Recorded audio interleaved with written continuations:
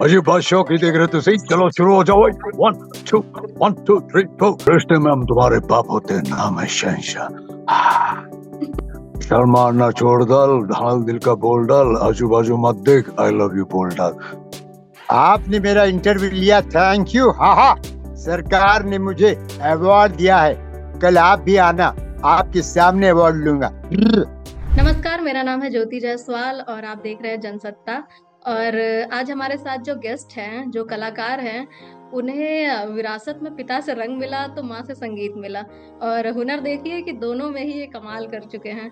और हमारे साथ है सुदेश भोसले। बहुत बहुत स्वागत है आपका जनसत्ता में। कैसे हैं आप? धन्यवाद धन्यवाद, मैं ठीक हूँ, आप कैसे हैं? मैं भी ठीक हूँ।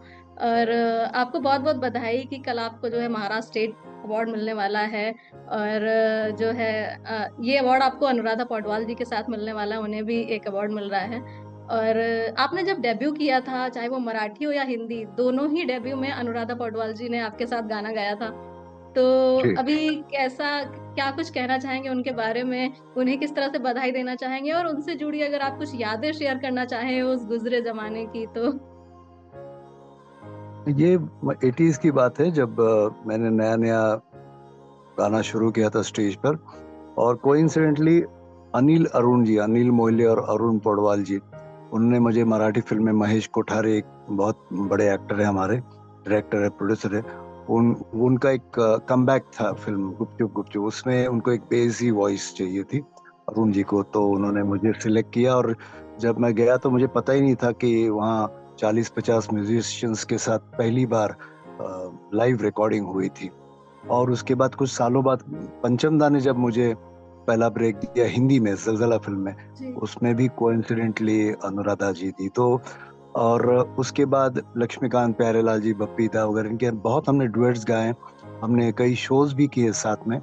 और एक दो ऐसे इवेंट्स हुए जहाँ उनके हाथों मुझे अवार्ड मिला, तभी भी मुझे बहुत अच्छा लगा। और आज उनको तो लता मंगेशकर अवार्ड दिया जा रहा है, तो मेरी तरफ से तो बहुत बधाई उनको। और आज अच्छा रहेगा कि वो भी हमारे साथ रहेंगी, और उनके मतलब उसी कतार में मैं भी खड़ा रहूंगा अवार्ड लेने के लिए।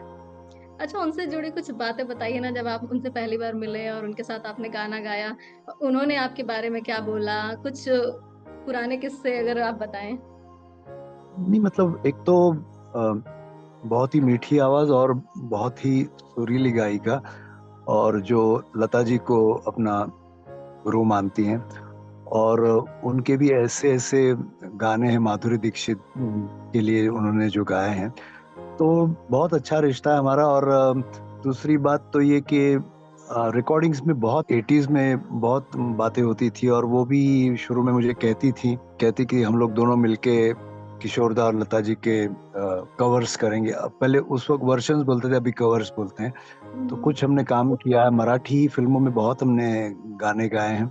और अभी ऐसा है बहुत सालों के बाद कि मैं जहाँ रहता हूँ मुंबई में, गोरेगांव में, वहाँ मैंने अपना एक रिकॉर्डिंग स्टूडियो शुरू किया है, ग्रेविटी स्टूडियोज। तो अ, उनको ये स्टूडियो, इसका माहौल, ये वास्तु बहुत पसंद आती है, तो अपने पर्सनल कोई और उनके जो भी रिकॉर्डिंग्स हैं वो यहाँ लेकर आती हैं। तो उस बहाने भी महीने में 2-3 बार हमारी मुलाकात होती है, और फैमिली जैसा रिश्ता है हमारा। और आपको जो अवार्ड मिल रहा है, तो आप किस तरह से अपने आप को खुशनसीब मानते हैं और क्या कुछ कहना चाहेंगे आप अपने फैंस से जो आपको इतना प्यार देते हैं, और खासकर मराठी फैंस जो जहाँ पे आपका अच्छा खासा योगदान रहा है, उनको आप क्या बोलेंगे? किसी भी इंसान को वो जो भी काम कर रहा है उसकी अगर सराहना होती है, उनको अगर कोई अवार्ड मिलता है, उसका अप्रिसिएशन होता है, और ख़ास तौर पे मतलब और स्पेशली जब वो कलाकार जो, अगर वो इंसान कलाकार हो तो हम लोग बहुत सेंटिमेंटल होते हैं, तो बहुत ज़्यादा खुशी होती है उससे। और सबसे बड़ी बात है कि आपकी जब राज्य सरकार आपको सम्मानित करती है, ये बहुत ही प्रेस्टिजियस अवार्ड मैं मानता हूँ। और उससे क्या हुआ है कि एक तो लगता है कि हाँ, 45 साल से इस इंडस्ट्री में हूँ, स्टेज पर हूँ, तो उसका एक अप्रिसिएशन है, उसकी खुशी तो है, लेकिन उसके साथ साथ कई जिम्मेदारियां बढ़ गई हैं। अभी और कहते हैं ना, मोटिवेट हुआ हूँ, इंस्पायर हुआ हूँ। और अभी ऐसा भी लगता है कि अब ज्यादा मेहनत करनी पड़ेगी, क्योंकि मेरे से ज्यादा मेरे जो फैंस हैं मुंबई, महाराष्ट्र, हिंदुस्तान और ऑल ओवर द वर्ल्ड, वो ज्यादा खुश हैं। मुझे एक हफ्ते से इतने मैसेजेस आ रहे हैं, कॉल्स आ रहे हैं, और ज्यादातर लोग कह रहे हैं कि वेल डिजर्व्ड, कि राइट। हाँ, तो उससे बहुत ज्यादा खुशी हो रही। तो अभी आप क्या कुछ नया लेके आने वाले हैं? कब हम आपको कब फिर से सुनने वाले हैं? कुछ आपका ऐसे कोई प्लान है अभी? नहीं, अभी कई नए संगीतकारों के साथ भी काम किया है, कई नई फिल्में हैं, उसमें नए गाने भी आएंगे। और ज्यादातर मेरा समय घूमने में जाता है, मतलब लाइव शोज हम लोग बहुत करते हैं। और उसमें जब मुझे देखते हैं तो लोग नेचुरली सिर्फ गाना, तो मैं गाता हूँ अलग अलग आवाजों में। और जैसे होता है ना, मैं एक ही ध्यान रखता हूँ कि उनको एंटरटेन करूँ। हर इंसान आजकल स्ट्रेस में है, तो जो भी हम लोग 2.5-3 घंटे स्टेज पे होते हैं, हम कोशिश करते हैं कि थोड़ी देर के लिए उनके चेहरे पे मुस्कान आए। और अभी हमने एक नया शो शुरू किया है, क्योंकि अभी मेरा नाम ज्यादातर बच्चन साहब के लिए मैंने जो गाने गाए हैं उनके उसकी वजह लिए। से हुआ, तो वो उनको ट्रिब्यूट के तौर पे मैंने एक शो शुरू किया जिसका नाम है अमिताभ और मैं। तो उसमें मैं अमित जी के गाने गाता हूँ सारे, मतलब किशोरदा, रफी साहब, मुकेश जी, पंचमदा, अमित जी, लक्ष्मीकांत जी और सुदेश भोसले ने गाए हुए। लेकिन उसमें खासियत यह है कि उस गाने के से पहले जो सीन है, अमित जी का हो या ओम प्रकाश जी का हो या जो भी है, तो वो मैं लोगों को सुना के फिर गाने गाता हूँ। और उस कार्यक्रम के लिए अमित जी ने मुझे एक कहते हैं ना, एक शुभकामनाएं दी हैं वीडियो द्वारा। तो मैंने जैसे वो वीडियो मेरी देखा पत्नी, है। तो मेरी पत्नी, उसकी कंपनी कामाक्षी आर्ट्स, तो उसमें मेरी पत्नी भी हेमा, वो भी कीबोर्ड बजाती है, मेरा बेटा भी गाता है। और उसमें शुभकामनाएं तो दिए हैं, बेस्ट विशेस मुझे, पत्नी को, बेटे को दिए। उससे सबसे बड़ी लाइन उन्होंने ये कही है कि सुदेश ने तो मेरे गीतों को अपनी आवाज देकर मेरे गीतों को एक नया जीवन दिया है। और जब लोग ये सुनते देखते तो बहुत तालियां बजाते हैं। और जब भी हम किसी फंक्शन में मिलते हैं मुझे पूछते हैं शो कैसे चल रहा है तुम्हारा। तो ये, और ये शो मैं पूरे वर्ल्ड में मेरी टीम के साथ ले जाके कर रहा हूँ। और आपने वैसे तो अमिताभ बच्चन के लिए बहुत सारे गाने गाए हैं, लेकिन जो जुम्मा चुम्मा है वो बहुत ज्यादा फेमस हुआ है। और हमने तो ये भी सुना है कि जया बच्चन जी मानने को तैयार नहीं थे कि ये गाना अमिताभ ने नहीं, आपने गाया है। जया जी भी नहीं मान रही थी, और आज भी लाखों करोड़ों लोग ऐसे जब मुझे सुनते तो बोले you don't sound like him. मतलब अभी भी यंगस्टर्स को तो पता ही नहीं कि ये गाना मैंने गाया है। इवन हम्म। लोगों को मेरी मखना, शावा शावा, सोना सोना, बड़े मियाँ छोटे मियाँ, उनको नहीं मालूम। जब तक मैं टीवी पे आके इंटरव्यूज में नहीं बोलता हूँ तब तब तक बोलते नहीं अरे ये पता। आपने गाया, हमको तो इतने साल लग रहा था बच्चन साहब ने गाया। लेकिन है, अच्छा भी है और अच्छा ही है। अच्छा ही लोग है। नहीं पहचान रहे वो भी अच्छा है, और मैंने गाया उनके लिए वो भी अच्छा है। हाँ, आपने वैसे तो बहुत सारे कलाकारों के लिए गाया है, लेकिन अमिताभ के लिए जो आपने गाने गाए हैं वो सुपर हिट हुए हैं ज्यादातर। तो क्या आपको जी। लगता है कि आपके लिए वो लकी रहे हैं? मेरे लिए बच्चन साहब ऑफ कोर्स लकी रहे हैं। और ये कहूंगा कि ऊपर वाले की इच्छा भी यही है। मैंने वैसे तो गोविंदा जी, अनिल कपूर, मिठुंदा, जैकी श्रॉफ, 80s के सभी स्टार्स के लिए गाने गाए हैं। अच्छा, लोगों को मालूम है ये गाने मेरे, भंगड़ा पाले, भंगड़ा पाले फिर लाल दुपट्टे वाली तेरा नाम तो बता, झनकार तरत तरत तरत, वो फिर बच के तू रहना रे, बच के तू रहना, वो लाल दुपट्टे वाली तेरा नाम तो बता। गाने बहुत गाए हैं, लेकिन लोगों को नहीं मालूम, अलग हिट भी हैं, उनको पता नहीं कि वो आपकी मैंने आवाज है। गाए। लेकिन बच्चन, अब उल्टा हो गया, बच्चन साहब बोलते यार ये हो क्या रहा है, मैं गाने गाता हूँ तो लोग बोलते सुदेश भोसले गा रहा है। तो उल्टा हो गया, गाना कोई भी हाँ। आया लोगों को लगता है कि मैंने गाया, और जब मैं गाता हूँ तो लोगों को लगता है बच्चन साहब ने गाया। तो जो भी है, दुकान चल रही है। बहुत अच्छी बात है ये। लेकिन आपने एक इंटरव्यू में बोला था कि आपके साथ कॉमेडी ट्रेजेडी भी हो जाती है, क्योंकि जो है लोग आपको बोलते हैं कि ये अमिताभ बच्चन के लिए आपको गाना है, और फिर कभी वो जॉनी लीवर के लिए हो जाता है वो गाना, कभी जो है गोविंदा या संजय दत्त पे फिल्माया जाता है। तो ऐसा भी होता है आपके साथ? जी, वो क्योंकि वो जुम्मा चुम्मा इतना जबरदस्त हिट हुआ जिसकी मुझे बिल्कुल ही मतलब आइडिया नहीं थी। और आज 34 साल हुए हैं उस गाने को रिकॉर्ड करके। और आज भी मैं दुनिया के किसी भी कोने में जाता हूँ और मैंने देखा कि कोई भी पार्टी आज भी कोई भी खुशी का मौका और जुम्मा चुमा के बगैर खत्म नहीं होता। और वो इम्पैक्ट इतना ज्यादा है कि मैं जिस भी स्टूडियो में आज भी जाता हूँ तो किसी वो एक ना उनके दिमाग में एक वो शुरू हो जाता है मशीन कि अभी जो मुझे तो मैं अभी गणेशोत्सव आ रहा है तो गणपति के भजन भी गा रहा हूँ तो कुछ प्रोड्यूसर्स आके बोलते हैं वो ये गाना हमको बच्चन साहब की आवाज में चाहिए। तो अभी तक वो इम्पैक्ट इतना ज्यादा है। और एनीवे वो इस गाने ने मुझे कहते हैं ना नाम इज्जत शोहरत और माल भी बहुत दिया काम है। भी दिया है तो हाँ। काम दिया माल भी दिया है। तो कोशिश करता हूँ अपनी आवाज में गाने की लेकिन जब सामने वाला मानता नहीं तो फिर मैं कभी बोल देता हूँ कि अमित जी से परमिशन ले आओ फिर गाऊंगा। वैसे भी आनंद जी ने आपको बोला था ना कि आपकी ये क्वालिटी है जो आपको बाकियों से जी अलग मैं करती हाँ है। बीच में ऐसे हुआ था कि जैसे मैंने आपने कहा ना इश्क फिल्म में मुझे कहा था कि अमित जी आएंगे शहनशाह का गेटअप करके तो मैंने कहा मिस्टर लोवा तेरी आंखों का जादू मिस्टर लोवा तेरी बातों का जादू। तो देखा तो जॉनी लीवर शहनशाह बन के आया। फिर जैसे हसीना मान जाएगी में मुझे ये कहा गया था बच्चन साहब गेस्ट अपीयरेंस कर रहे हैं गोविंदा और संजय दत्त की फिल्म में।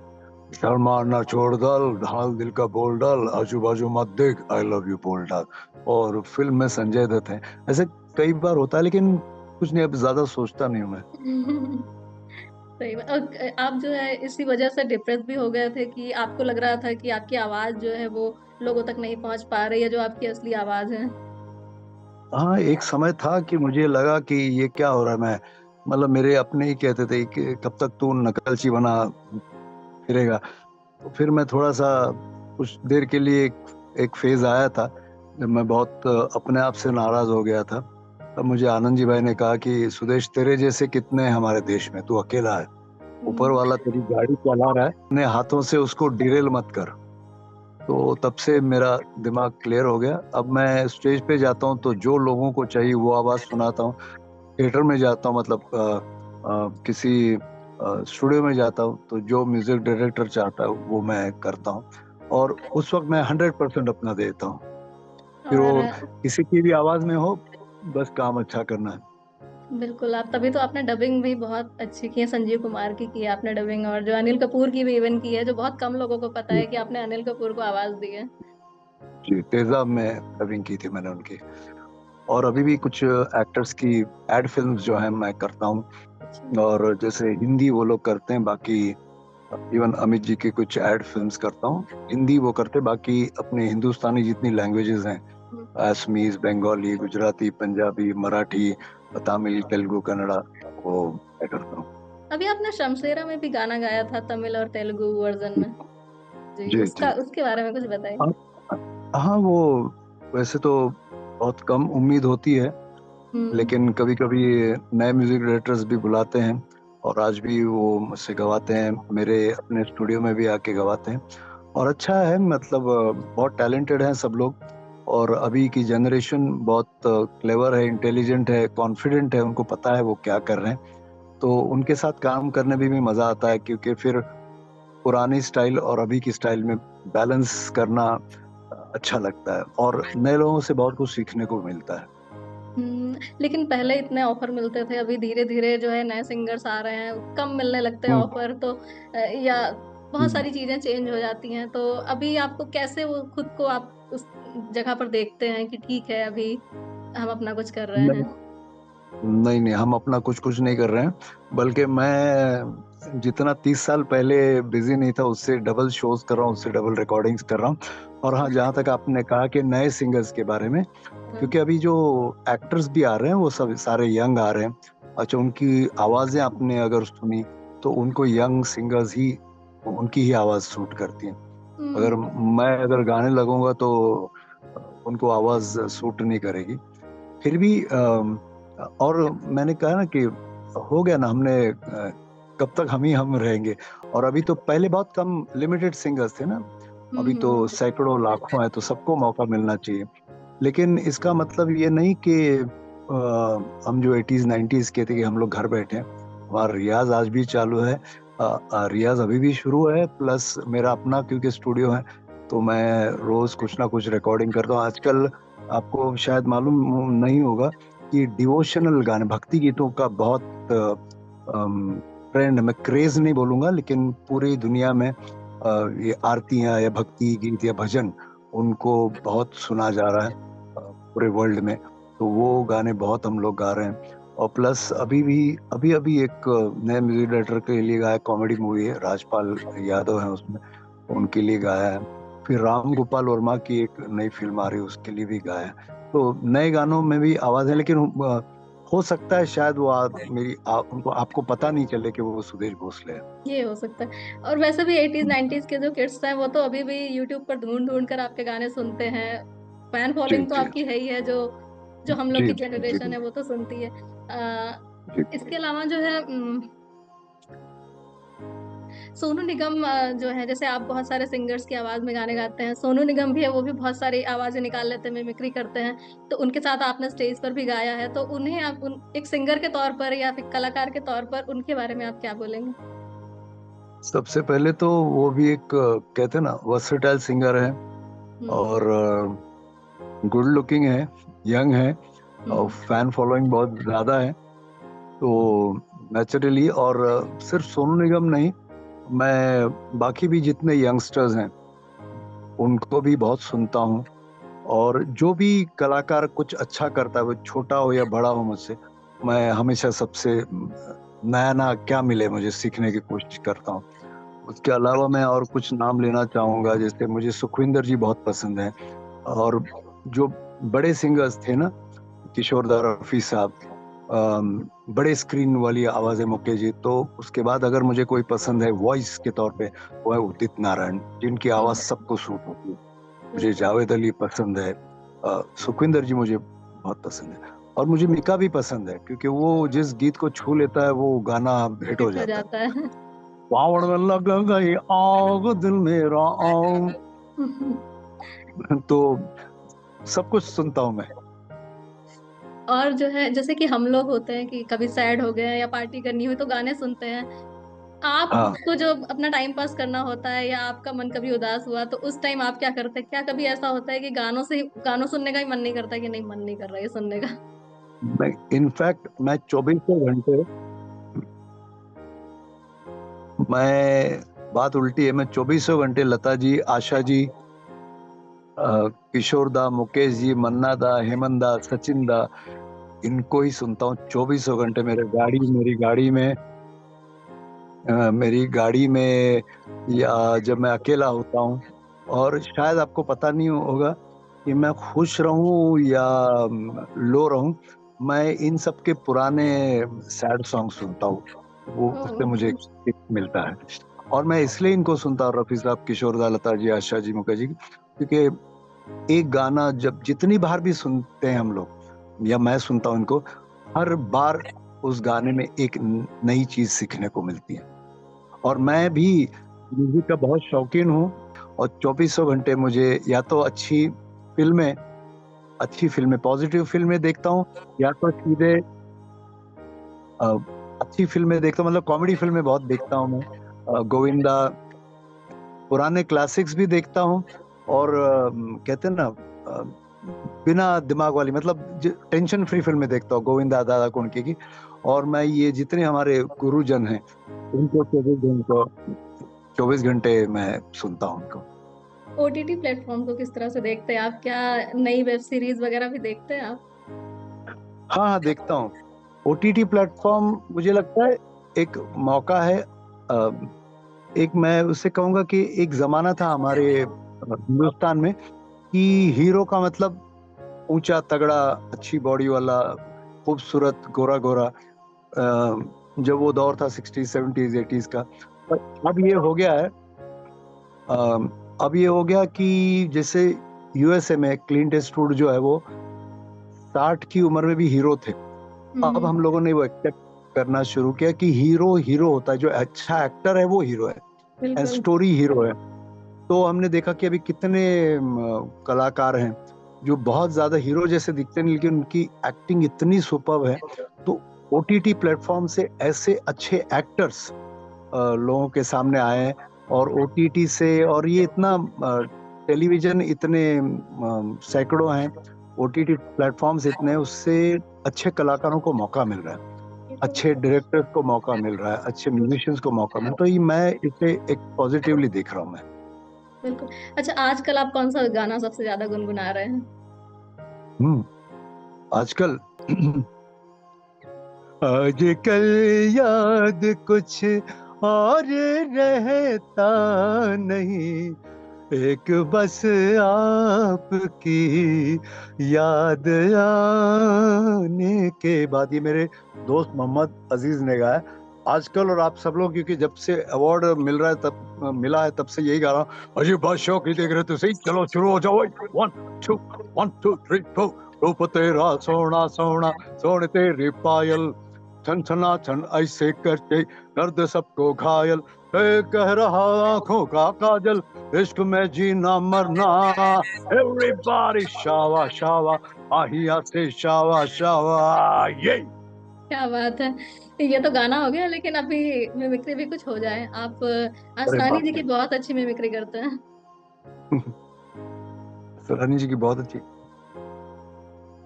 आपने मेरा इंटरव्यू लिया, थैंक यू। हाँ हाँ, सरकार ने मुझे अवार्ड दिया है, कल आप भी आना, आपके सामने अवार्ड लूंगा।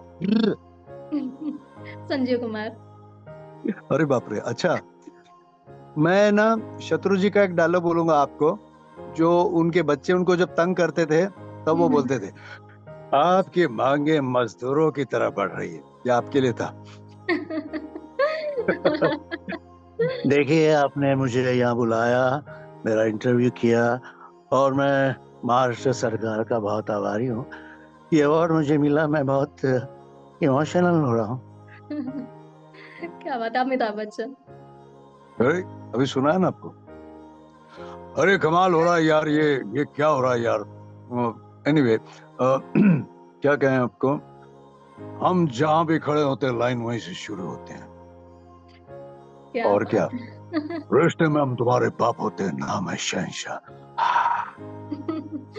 बहुत खूबसूरत और हो बहुत गया। मजा आया आपसे बात करके जी। हाँ, बहुत अच्छा लगा। Thank you. और एक बार फिर थैंक से यू। आपको बहुत बहुत बधाई और थैंक यू हमसे जुड़ने के लिए। Thank you. धन्यवाद। नमस्ते। Thank you.